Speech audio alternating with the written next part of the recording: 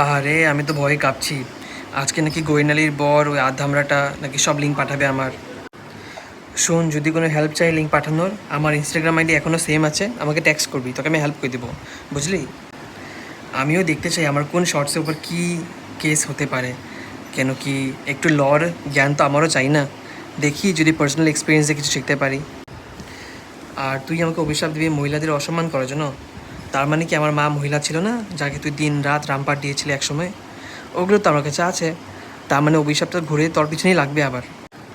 আর শুন, তুই ঠাকুর একদম পূজা করিস না, তোর তো ঠাকুর খালি শো জন্য।